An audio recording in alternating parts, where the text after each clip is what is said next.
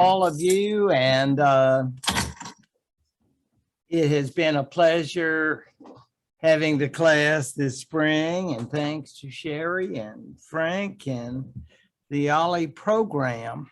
I do want to make a recommendation for the summer, because while some will choose to go to the beach and not think of serious things, there are some of you that I know want to do scholarly things, like you, Judy, because I have you in mind. And basically what I'm hoping she will do is think about John Milton and Paradise Lost, because I'm thinking not Cliff's Notes. You are a better person than that.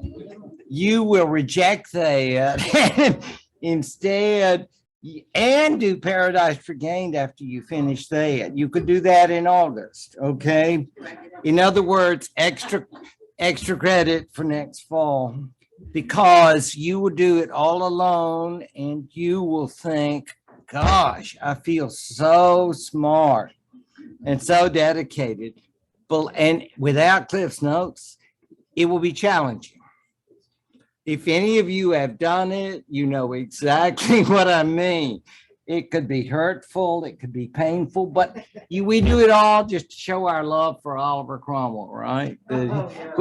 Exactly. We love you, Big Ollie, right? So, I mean, could you imagine? I wouldn't inflict, well, let's just say you wouldn't do that, because we want to go to the restoration and have some fun, right? And that's where we are definitely going, because no more Godly Republic, and now time for the good times, or so it would seem.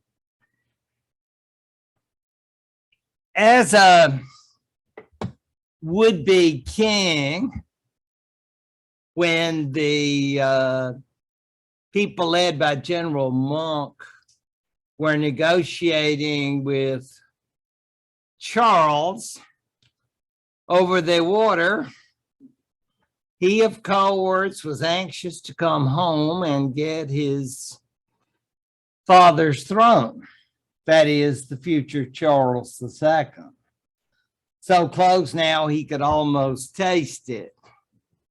This half English, half Frenchman.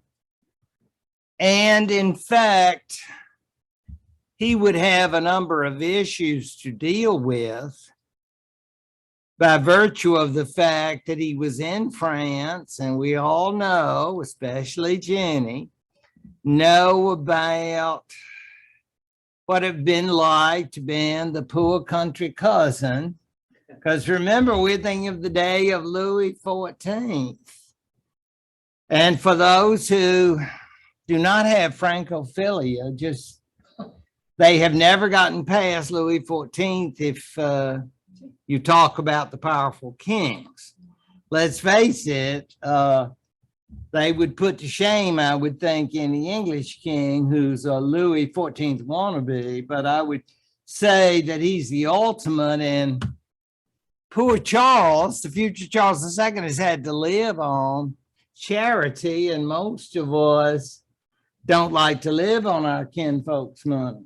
I speak generally, but in that negotiation, General Monk and the rest wanted him back, not necessarily that they liked him, but the stability of a monarchy, and he would promise to more or less kind of go easy. Perhaps inside, I think you'd be angry. I mean, if someone chopped off my father's head, I would be a bit irritated, wouldn't you? I mean, it's like you say, oh, forgive and forget.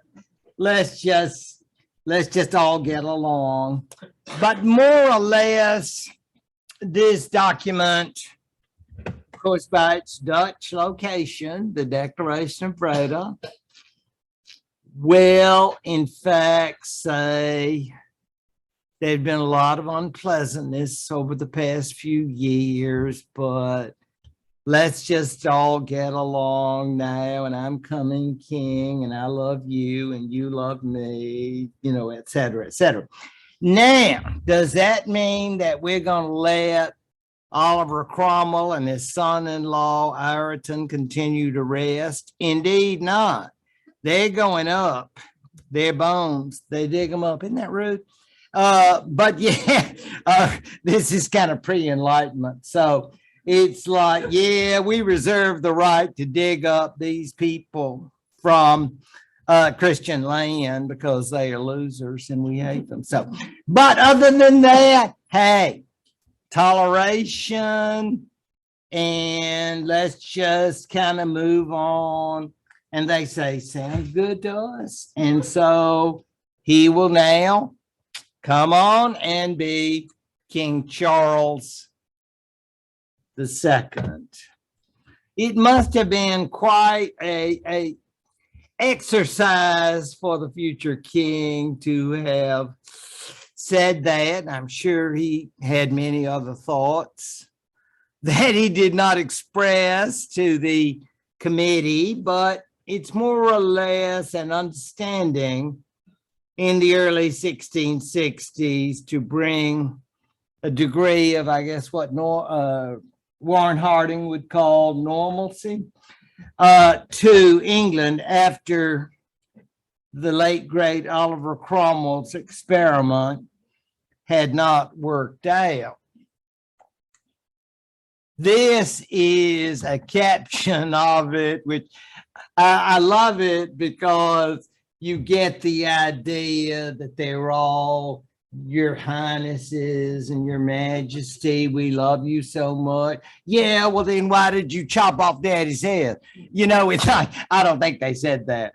I think it's more like we were sorry about the late unpleasantness.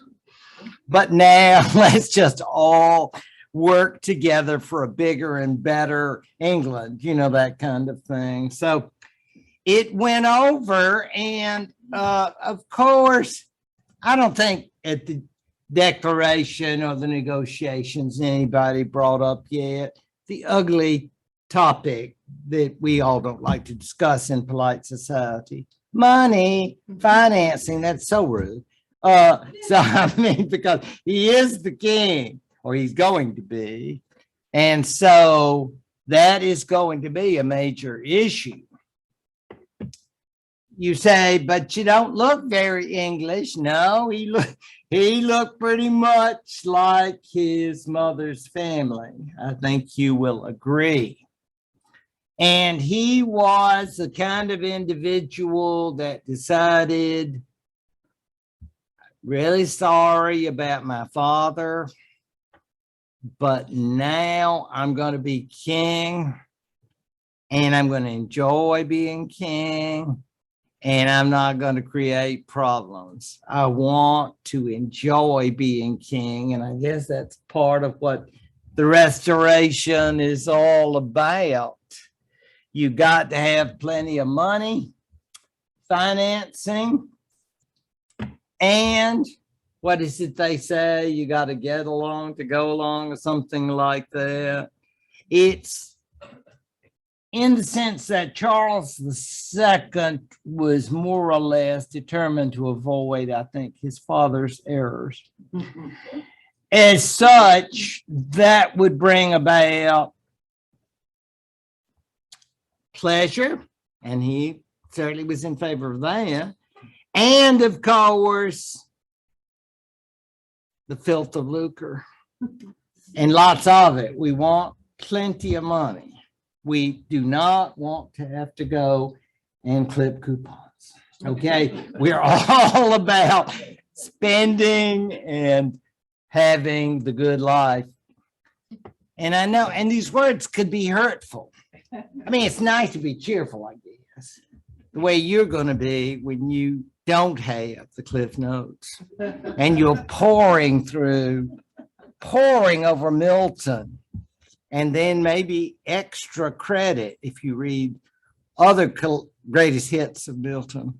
But So you'll be cheerful, lazy, and debauched. I think, boy, this is a real hardworking king. Not so much. If he had been, he couldn't have had time to be debauched. But this is somebody who was almost you would say the happy king. I mean, he really wanted pleasure, and he sought it in every way possible.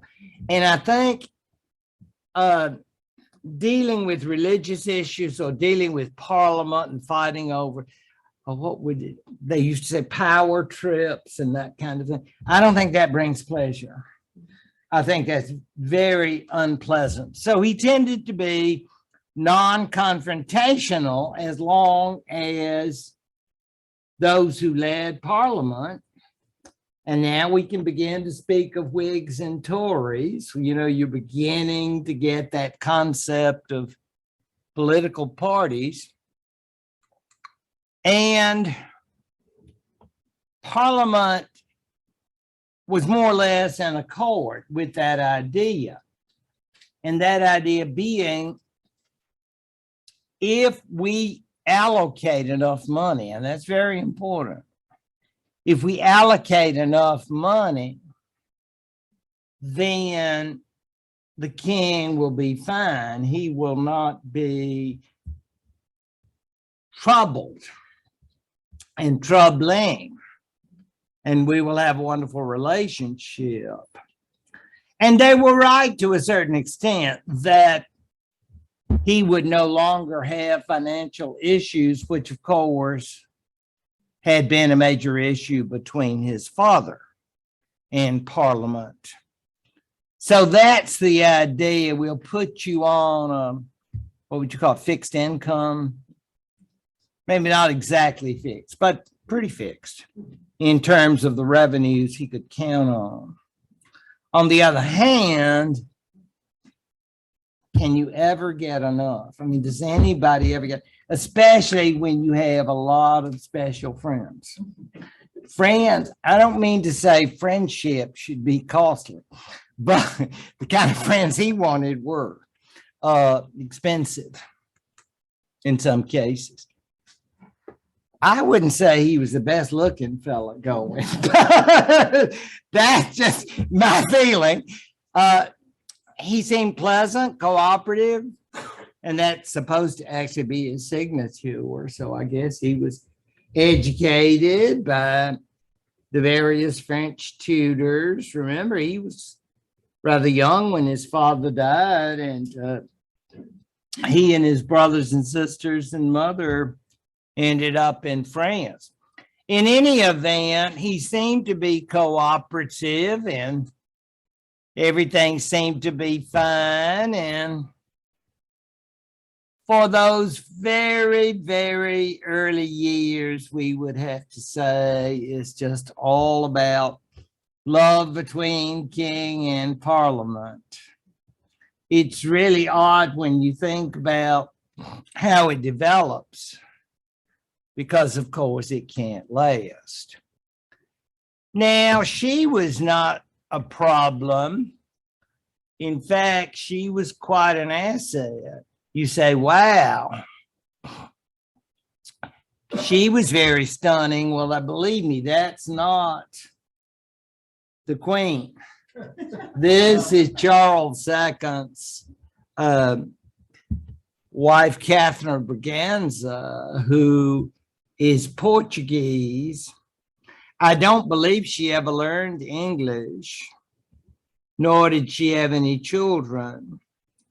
But the queen was Catherine, and the woman picture here is one of the most famous of all thespians of the day. She died at 37, so she couldn't have had a lengthy career, but part of her career as a dramatist was being one of his many mistresses. And it was said that, among other famous things that she said, when she was leaving an assignation with the king, the crowd was booing, thinking she was Catholic. They mistook her carriage. You know, you can do that. You know, it's like cars. You say, yeah, it looks like a Catholic carriage. And people were booing and saying, she's a papist. And she leaned out and said, no, good people, I'm the Protestant whore. So that was Nell Gwynn. So she had a real sense of humor about her role. And she knew, and I mean, I think she had 2 children by. And these individuals knew they had like a limited production, shall we say. I mean, you know, you have a shelf life. You're going to be around so long. So he has these array of people. Catherine of Braganza, to her credit, bless her heart, you know, as we say in the South, she had a number of miscarriages. It was not her fault. I mean, she had a lovely dowry with her. And she had a really great dowry, just as nice, you know, India, elsewhere. And she had a certain number of Portuguese people, you know, who were with her. So when she wants to speak Portuguese, which is most of the time, because you can't run around in London and say you want to speak Portuguese. So, yeah, so she had a hard time, but they were married, and he was a great defender of her, even though she never bore a legitimate heir to the throne. Whereas people like Nell Gwynn were just fertility city. I mean, it's just like, girl, yeah, everybody fertile. Yeah, except for the queen. And you say, well, it's not that. It is, but just one teeny mini legitimate one would have been a really nice surprise, but didn't happen. So that's Catherine of Braganza and Nell Gwynn. Oh gosh, and he doesn't get any better. I mean, it's not like he's going to look better when he gets older. No, I don't think so. But this is the style. I mean, that hair, think how many, I guess many wigs and all that do. The idea, though, is that more or less during King Charles' reign, he was beholden to what was known as the Cavalier Parliament. And I guess that term Cavalier, referring to the nobles and those who had fought against Cromwell, will now make us understand that they strongly supported the monarchy and the Church of England. And it seems rather odd when you stop and think the king himself was not as pro-Anglican as they were. There are good reasons for that. In his own heart, I think he was probably sympathetic to his mother's religion, Catholicism.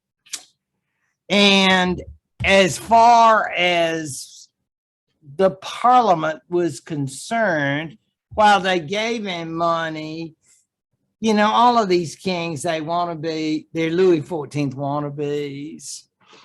Well, can I have a Versailles? I mean, my palace is okay, but yeah, I mean, you know, it's like, just be satisfied. But no, all in all, then you got these issues. And if he was or was not a closet Catholic, he was baptized by a Catholic priest on his deathbed. I guess when he knew that they couldn't do anything to him. But he went through the ritual of being Church of England. And that's another thing, being married to a Portuguese. We can't go to church together. Yeah, because she's Catholic. So you're over there with your mass and I guess with your Portuguese entourage, and y'all can go to y'all stuff. But, you know, we're not going to fool with y'all, you know, because we got that Book of Common Prayer, baby. We're all about give me Cranmer. Yeah.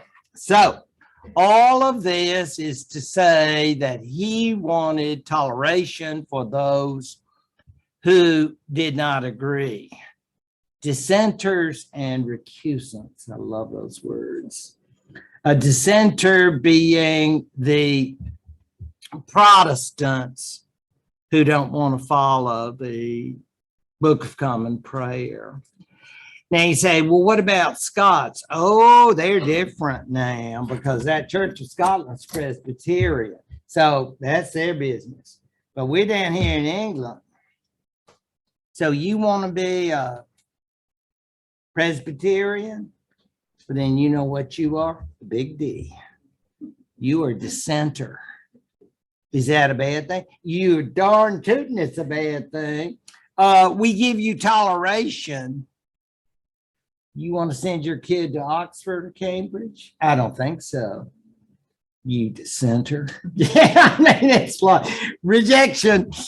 Now, the recusants. Ooh, you know what we got? Anybody got a rosary? Yep.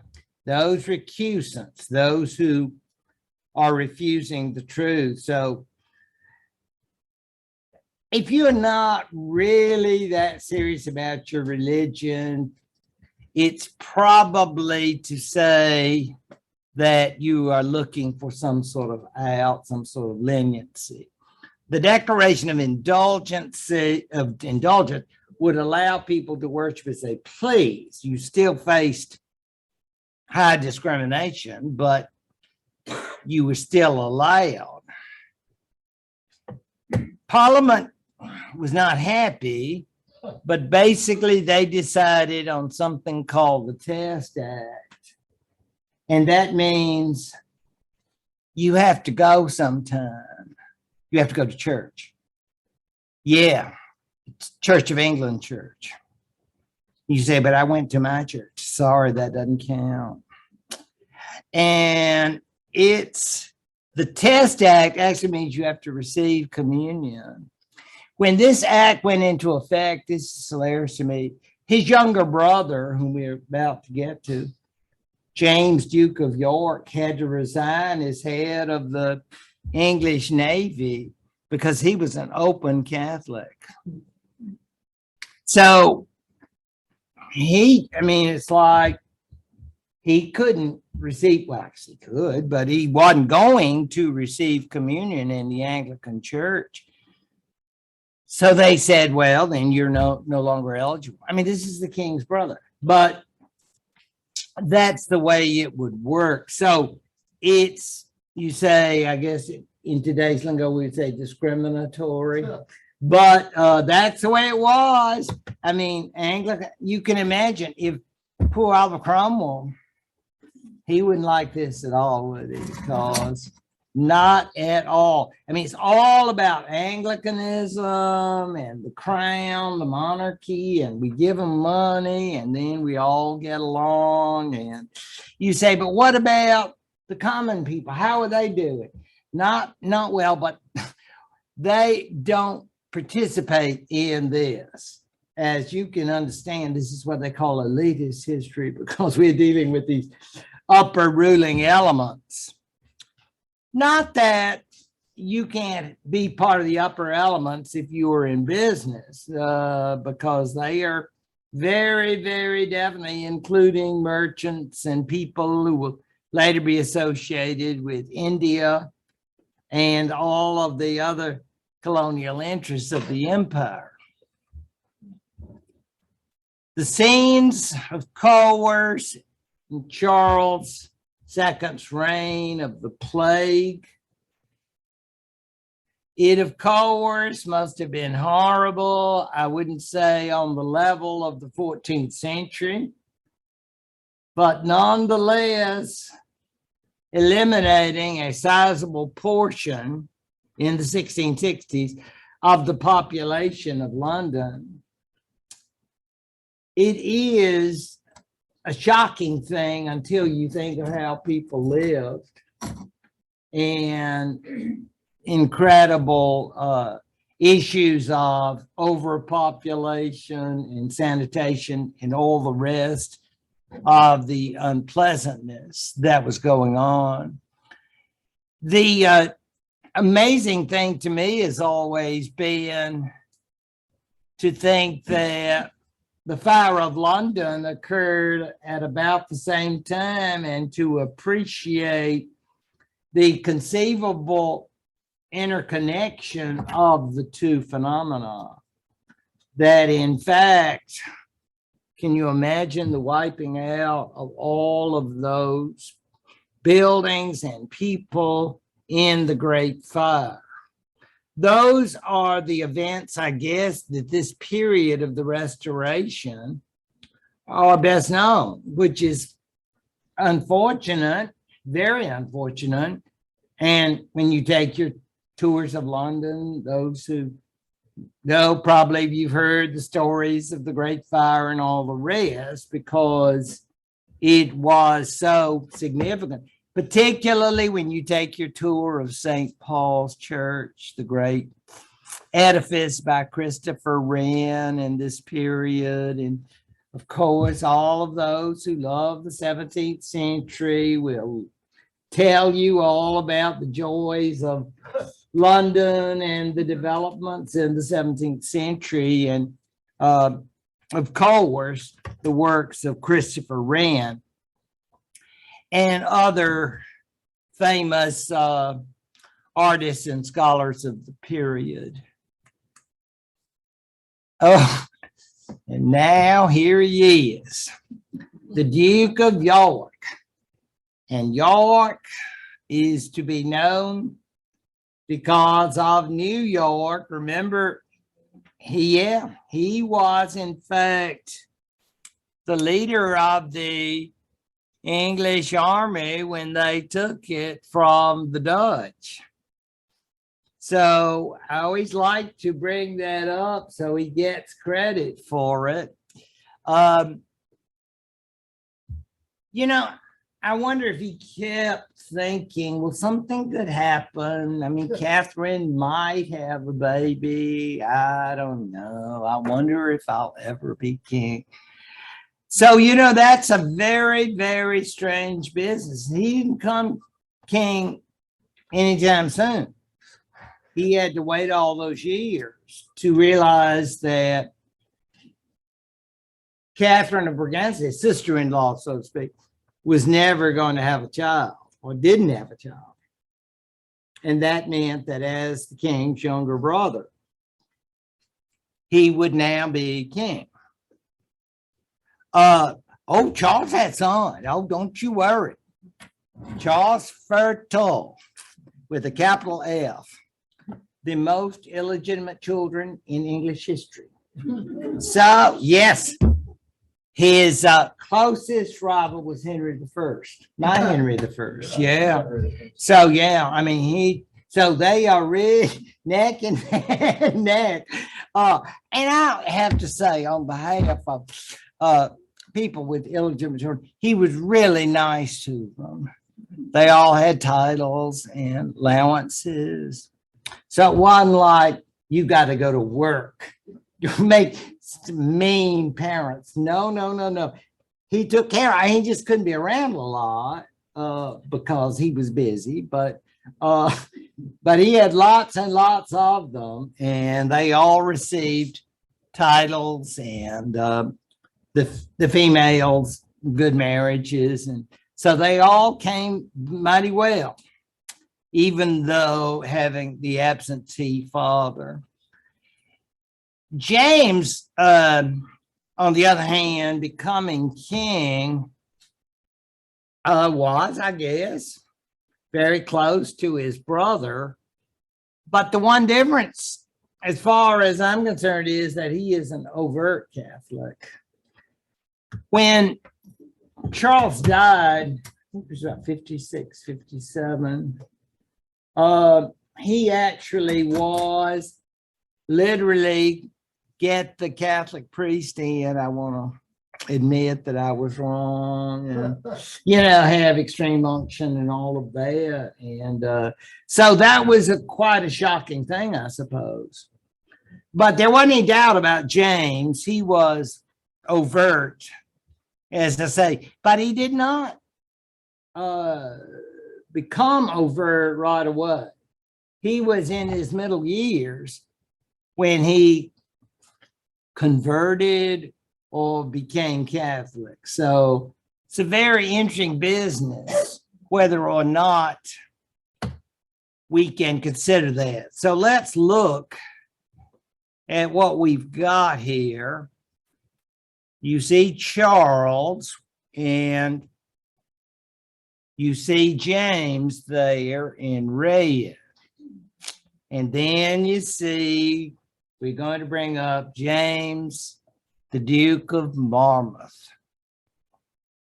And we'll come back to that tree, don't you worry, because we are not ready to shut it down because there are many Stuarts to come. But understand, James, Duke of Monmouth, obviously is not legitimate. You said, but a Duke. Yeah, he had done well, and he had every, shall we say, opportunity, fiscal and otherwise, because I mean,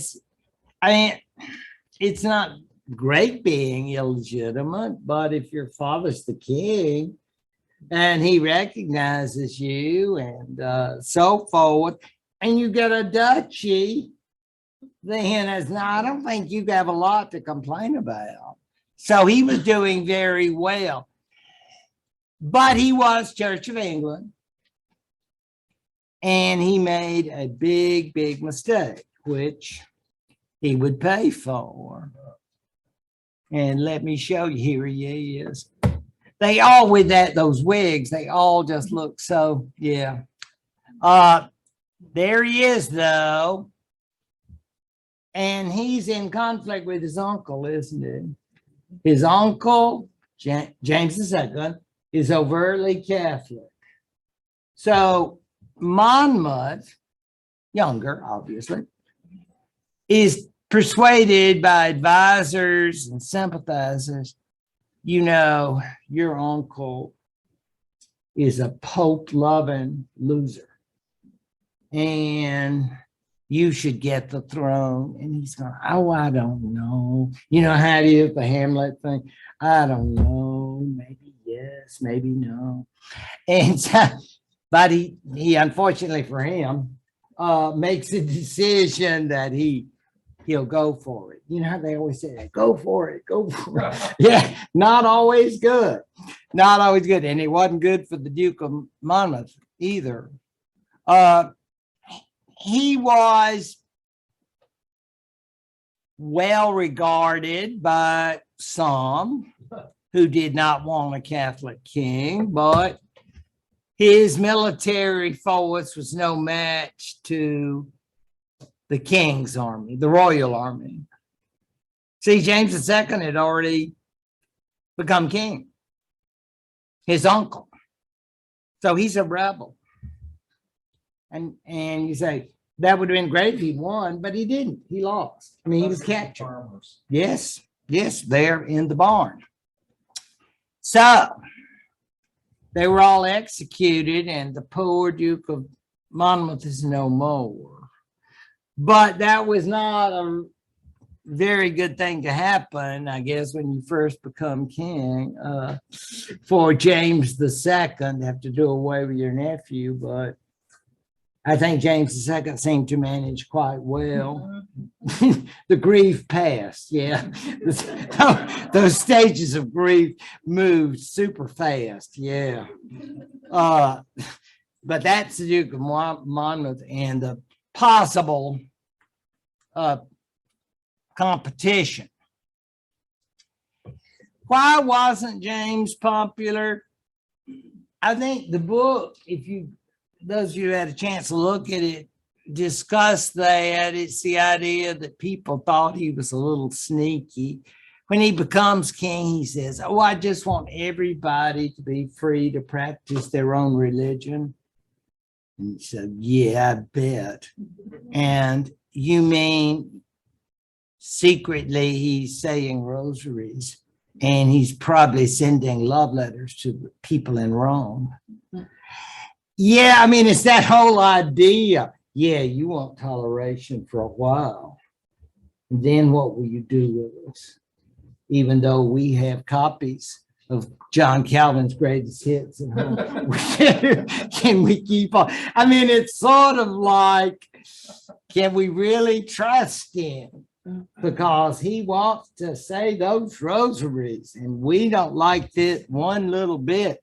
So, yeah, the whole issue of toleration will be a very serious matter, and is one reason that he has a very short time on the throne. We're talking seriously short, 1685 to 1688. And yeah, and he wasn't, he wasn't that old.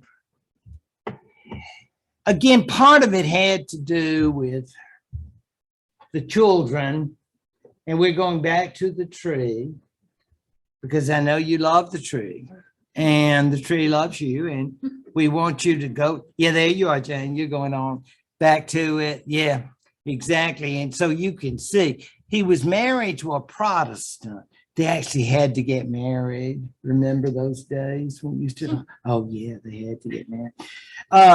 He was married to this jurist daughter.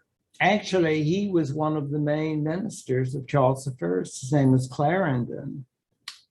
And he married her daughter. And you think, gosh, did he have to? Well, I guess he had to because she was commoner, but he did. And by her, Anne Hyde was her name, he had 2 daughters. And you know who they are, Mary and Anne. And then his first wife died. So this time he married an Italian. And you're going, oh, was she a Baptist? No, no, no, no, no, no, no. Mary a mother. And that interesting person will now provide him with a son, but not right off. There were several years there, and everybody said, oh, he will live and die, the father of 2 daughters. And the daughters were reared as Protestants. So we can put up with it, kind of, you can kind of hold your breath with this rosary beads floating around, and then it'll all go away. And then we've been strong, we've been brave through this with this Catholic king. And then things will be good again. And then suddenly, by the second wife, there's an announcement that she is pregnant. And by her, there will be a son. Some of you may well know the story of the warming pan and the idea that in fact it wasn't really Mary's child. Yes, conspiracy buffs, rejoice. No, she didn't really have a child. Somebody just brought in a kid and said, here's a little Catholic kid for you. Yeah. Grazie, says Mary. Get it, Italian. So the idea, I mean, it's so preposterous, but that's how desperate people were to say, we just don't believe that she would have had a child. But she did, a little boy, and he became the old pretender, James Edward. Meanwhile, James' government issued this Declaration of Indulgence, sort of continuing on what his brother had, but even more so now, especially with his, dare I say it, overt Catholicism. It's not like maybe yes, maybe no. And then when he marries an Italian, I mean, when there was so much opposition because of cohorts of James himself, his policies, his resistance to, I would call it power sharing with the Parliament. These bishops, which, oh boy, did this become big. They would not permit the reading of the Declaration. They were like resistors, I guess you would call, which became very exciting because, I mean, he's a king, for goodness sakes. And we've already had one king, their father, had his head chopped off, so we don't want another incident.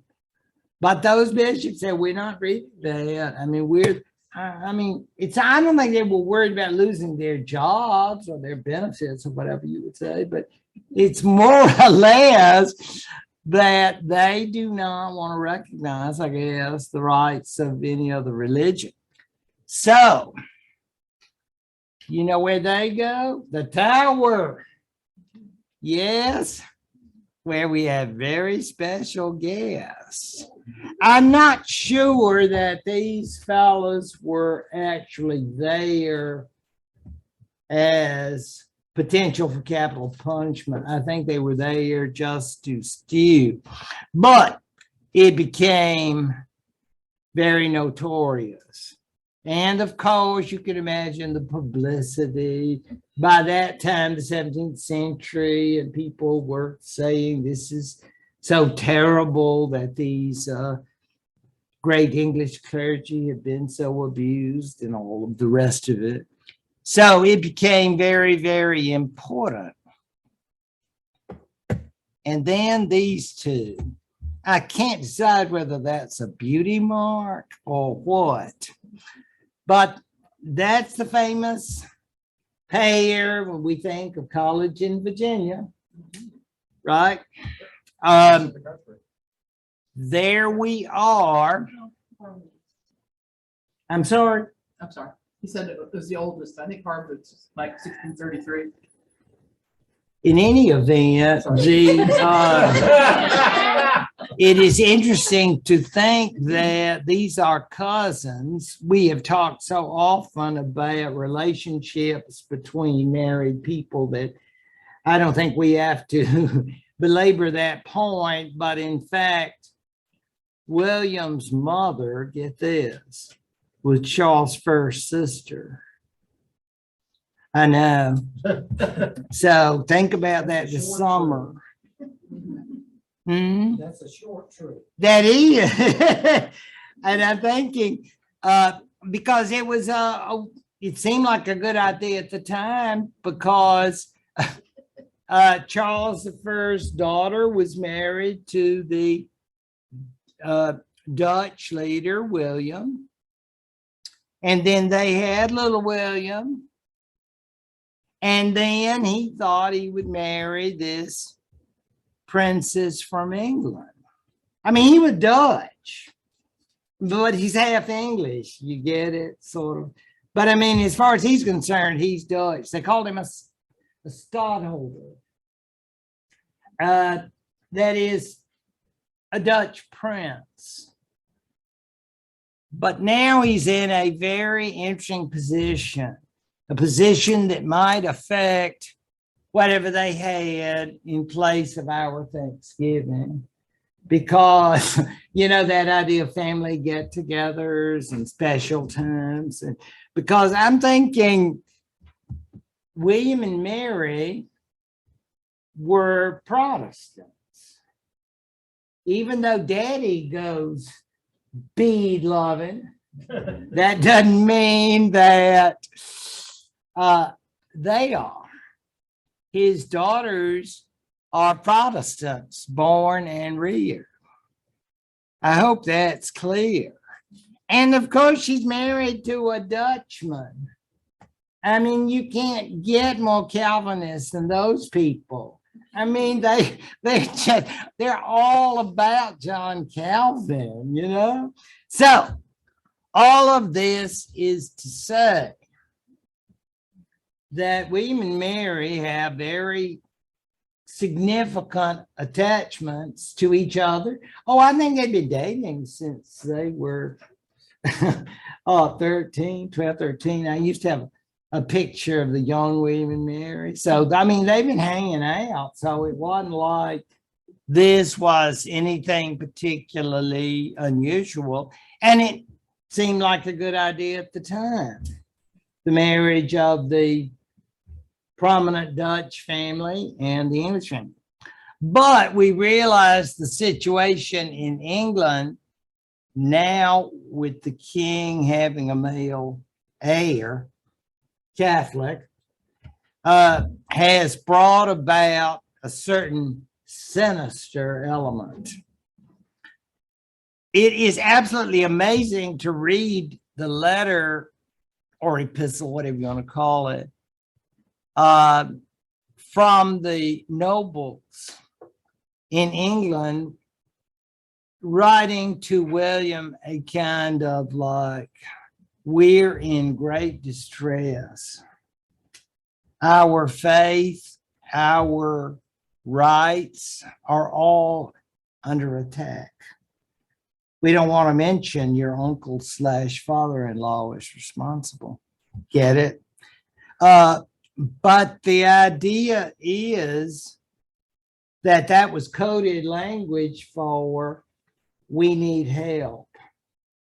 And again, I'm sure I don't have to tell you, this has nothing to do with the rights of the people or any of that. This is all about, yeah, their rights, the rights of the rich people. And we don't like this father-in-law uncle of yours because he's a bad man.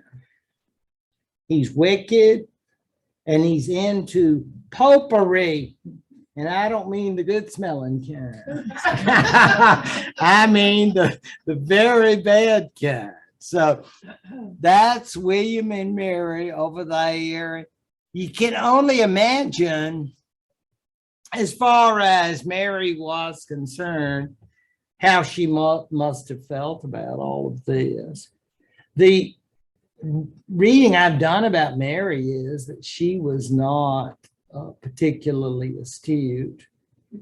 And so, and that didn't mean to be a put down so much, it's just she was not the main player in this, that she was kind of going along with her husband. And he was very determined to take power.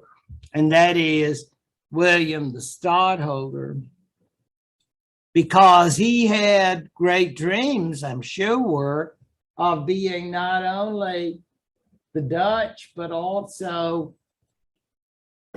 getting England behind his cause. And you know what that cause was? Get France. Obsession. Yeah, that's an ugly, hurtful word, but I'm going to use it. It's like when I get up in the morning, I think, France. I know. Those are ugly words, and I'm sorry to say them.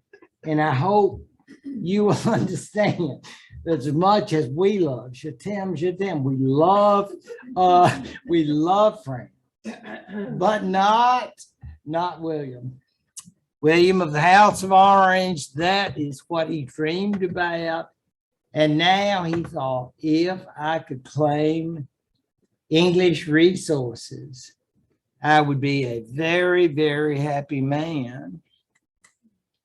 And that, of course, would bring about the movement of William and Mary,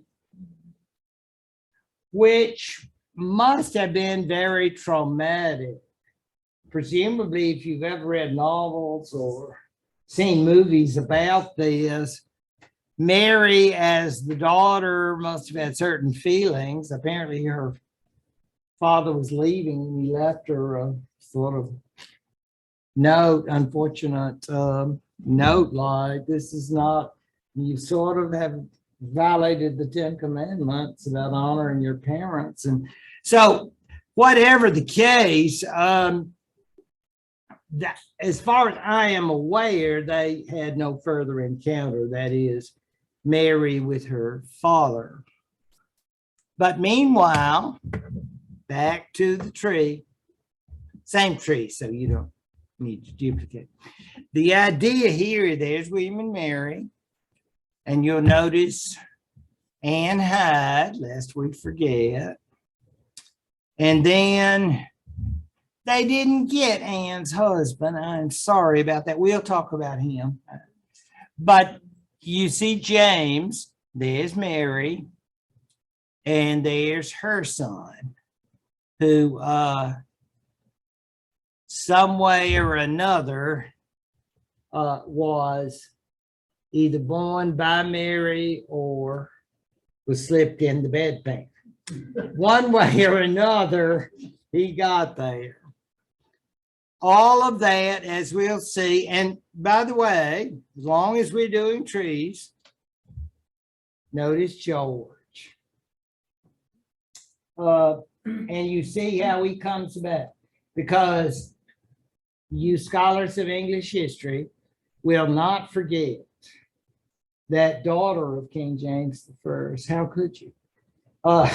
You will keep that emboldened throughout the summer, no matter racing through Milton and the sands of the beach, whatever it is, you'll remember James I's daughter. The last time we saw her was the 30 Years' War. But she was also having lots and lots of children. Lots of them. And among them would be Sophia, and she would be married to a Hanoverian, as you see, and that's how they will get King George I. So at that point, we of course have to say a fond farewell to the Stuarts, but we are not there yet. I just wanted to point that out. It's sort of like a continuation of the Stuarts, if you want to look at it that way, because I know it's a stretch, but I'm trying to make the Queen have some Stuart blood, because we love our Queen. So Queen Elizabeth II. So we want her to have some Stuart blood and some Tudor blood. So there you go. With a stretch, I can bring it about. Now here is what is so interesting to me, and I always show this because I can just, there William and Mary, and there is the crown. It's probably, wish I could have lightened that. I guess I failed to do that. But you see the crown down there, and it's presented to me. You say, well, that's real nice. That's the way I like my crown to do. Well, good for you, but the question is, you don't want anybody to give you a crown, because the crown comes from God. Mm-hmm. And you're saying, how could these folks be giving me a crown? God and me. That's how I got my crown. God, King, right? But the idea here is, and they probably, in what's called the Declaration of Rights, they would say it nicely in lots of euphemisms. But I think they said, Your Majesties, we love you and we want to serve you forever. And all of that. But we know what it really means. And you know what it means. We're going to give you the money. And we want to share the power. And you go like, whoa. You mean our crown is dependent on giving them power? You're mighty right. And I mean, do we have to spell it for you? No, we do not. That is the idea. And it's like, you see all these figures and they're on their knees. I'm like, oh, well, that's so great. I love genuflections. Yeah. But you see, when that whole idea is, and you know what? I just know what he was saying all along. Get France, you going down France. Because, I mean, it's all this English money is coming in to support the campaign. And that's the truth. Those of you who read about the flight of James II with wife and baby will remember that at one point during the escape, he is caught and brought back. So they have to send him out again after he leaves the Great Seal in the Thames. The stories of this are amazing, but he's basically out of a job, King James, and now it's his daughter and son-in-law nephew. It's a very bizarre thing, isn't it? But once you have the Declaration of Rights, and she's Anglican, mixed marriage, and she's Anglican and he's Calvinist, as befits the Dutch. But they have agreed on a limitation on royal rights based on this declaration. But this doesn't mean power to the people, as we all know. This means a sort of like an oligarchy, power sharing, if you will. But it definitely means there'll be no more of just meeting when you decide. We're going to be meeting. If you want money, you ask, and you'll say, pretty please. Okay. Yeah, I mean, this declaration is very, very interesting. And you can always think about how it will be evolving over time, but that's later. Tories and Whigs, that's always interesting to me. And of course, those of you who are interested in your American history will know how those terms were used. So we got it from our British cousins. In any event, the Tories were torn between wanting to recognize the monarchy, but thinking about the rights of King James. I mean, and I'm sure he tried to encourage it, because it wasn't like he went away to France and said, nah, I wish I could have kept England, but gosh, I hope Mary, she's such a sweet child. I hope she's enjoying being queen. I don't think he was like that at all.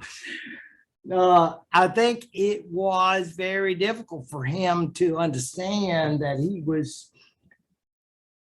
retired and ex-king. But Tories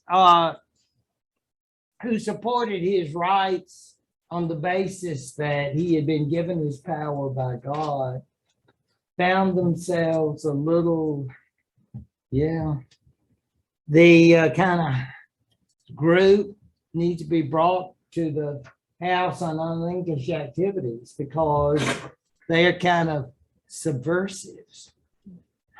So you like James, do you? Have you been in correspondence with him? You know, it's like, let me check your emails. You know, it's like, I mean, it's like there's always that question of loyalty and disloyalty. So the Tories and that idea, they were the royal supporters. We see that can go both ways. You can either be very loyal to the current rulers, or perhaps you prefer the former rulers, or maybe you consider them the real rulers now, and you're disloyal. So yeah, those people, those subversive Tories, they will have problems. Much of the 18th century, these people, oh Lord, and all the writings about them, they're called Jacobites. You mentioned them, Frank.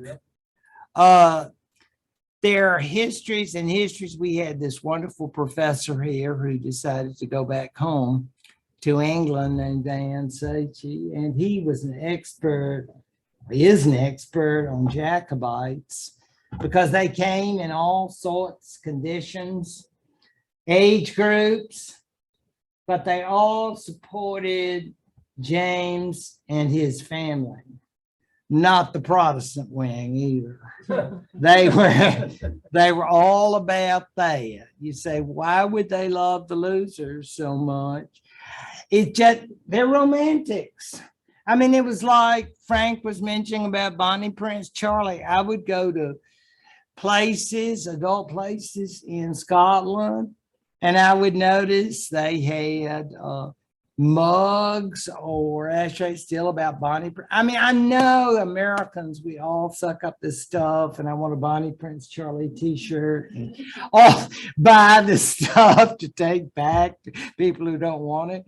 But the idea, you know, is that this is that Catholic Stuart line, and they are called Jacobites after the name of King James II.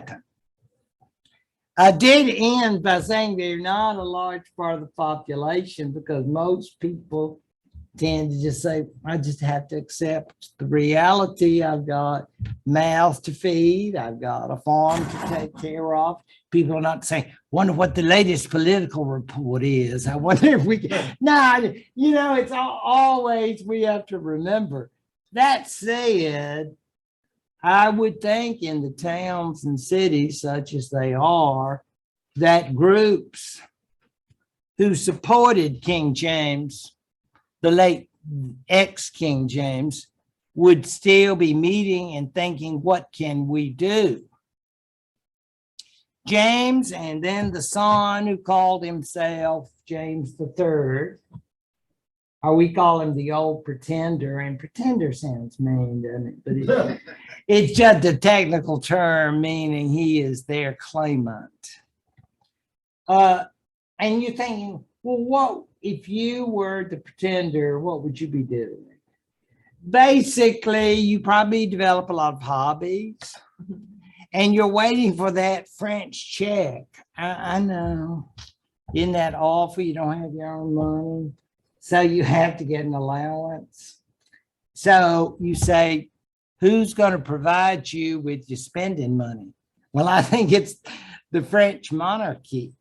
And if you're going to have any, because you don't think your daughter is going to say, Dad, I was worried about you and Mother Mary, and I hope you all are doing fine.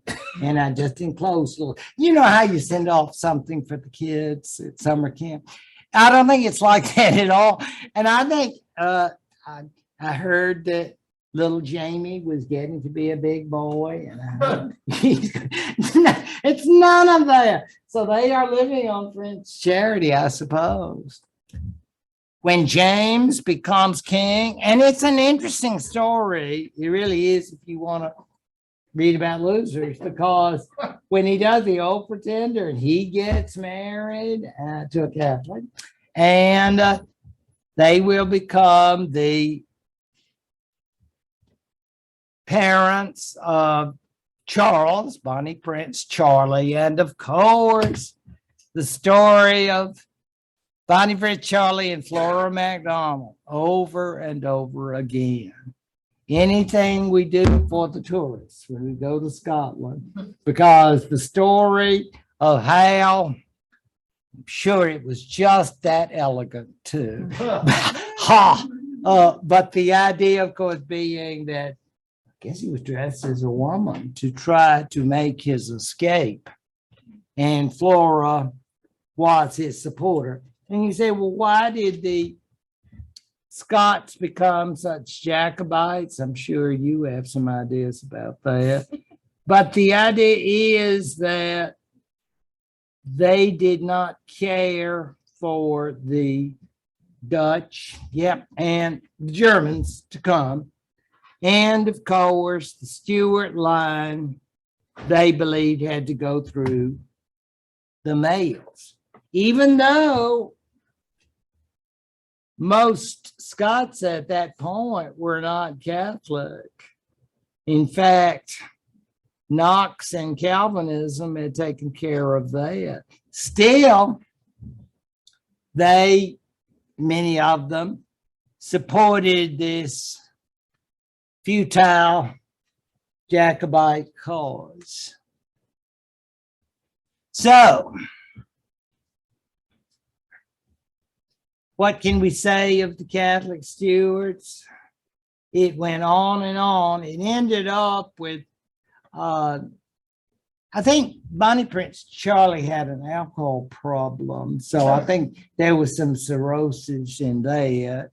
And his younger brother, you're not going to believe this, but it fascinates me, was a cardinal. And no, not St. Louis. I mean, at the church. Yes. Let's go all the way, huh? I mean, can you imagine? Yeah, that. And I'm thinking he may have had a little, when they were choosing up the new cardinals, I mean, he may have had a plug saying, he was a steward. I mean, he is a steward of that wing. And so why don't we make him a cardinal? Show those English a thing or two. Because, we don't like those English because they left that church, the real church. So that was a big problem. And they would never be back. But William and Mary were now the reality. And while the Dutch authority, I should say, and the English would not be united except in the person of William, it was still an important relationship. But we know the relationship that everybody was concerned about would, of course, be England and Scotland, right? And of course,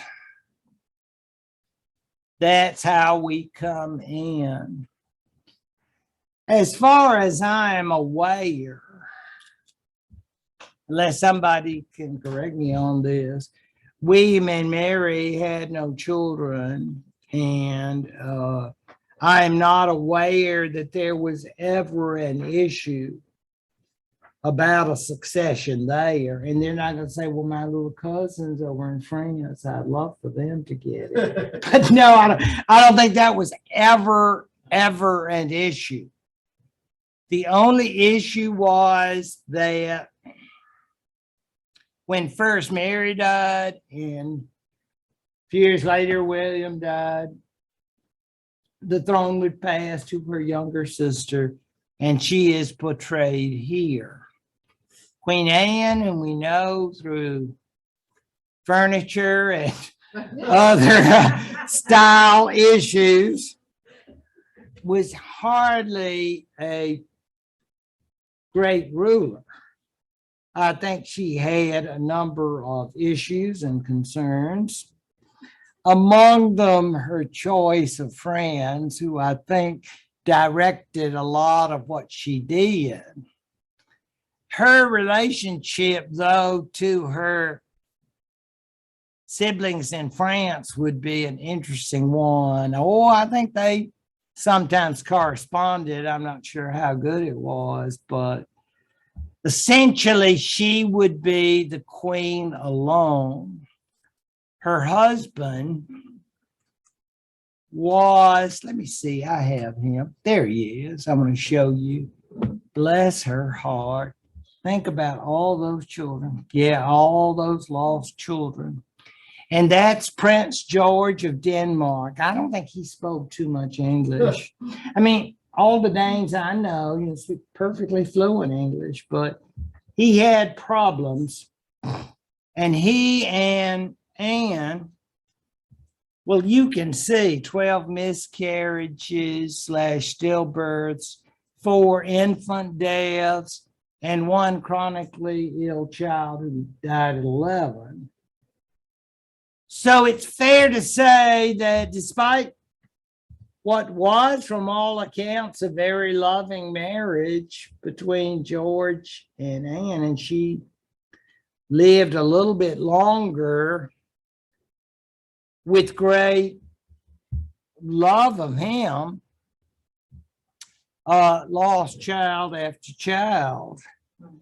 very, very sad life, personally speaking. So there she is in her middle years, I would say. I suspect she had, by this point, accepted her role in the sense that Parliament was definitely going to be there, and there was never a question of Queen Anne ruling. Nor really was there a question about George sharing authority.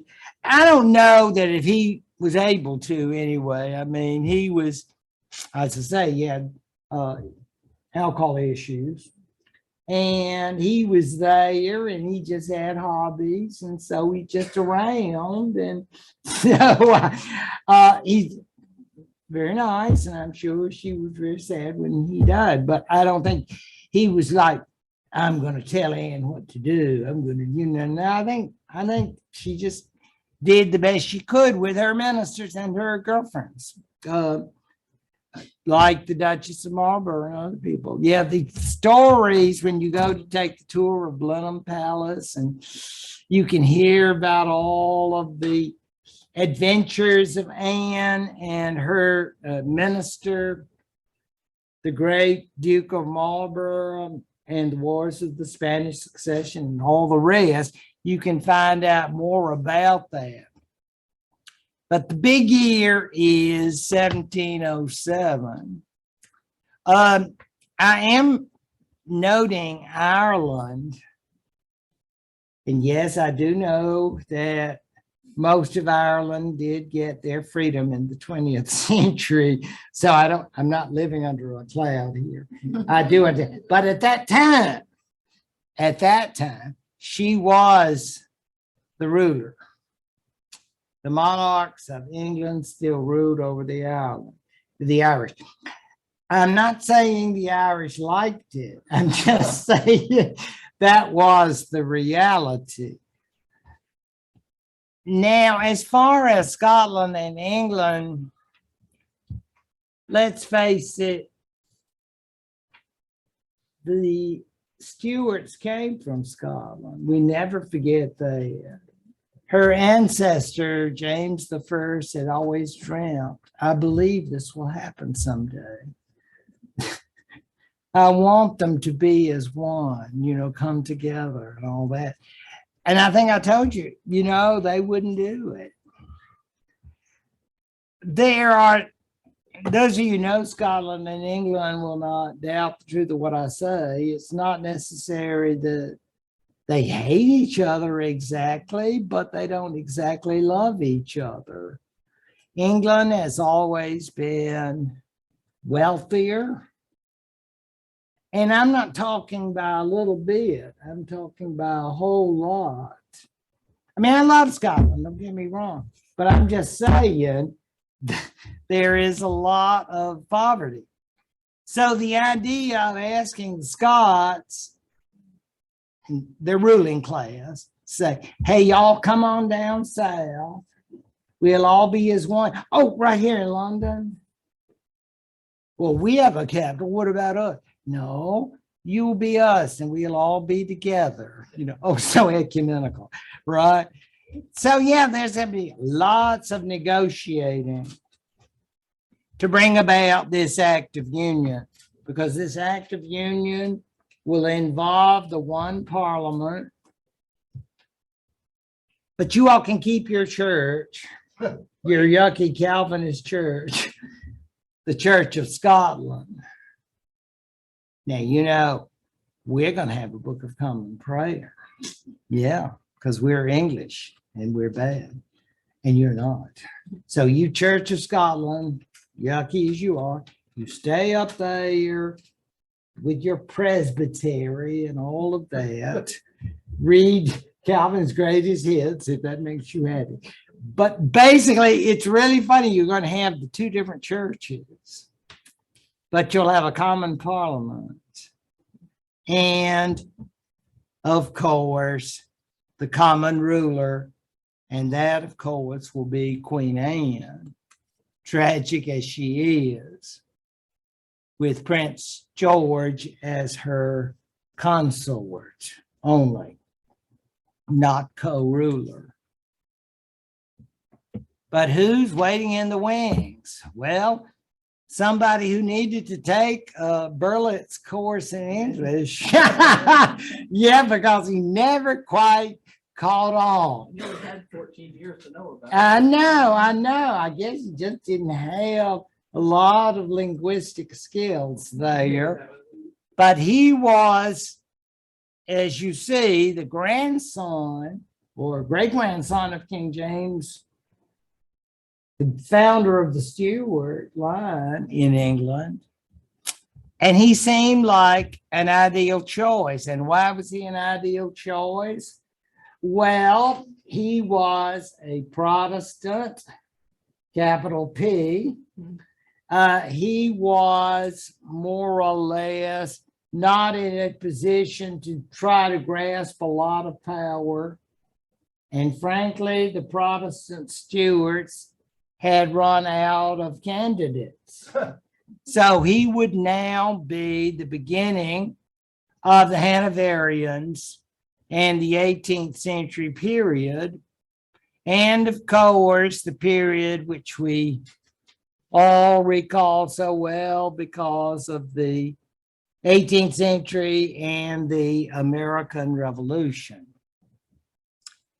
Well, thank you all so very much. I've really enjoyed you all this term and the whole year. And thanks to you and thanks to Ollie. And thanks to our friends Zoom for participating in this. Do we have time for a question? I don't see why not.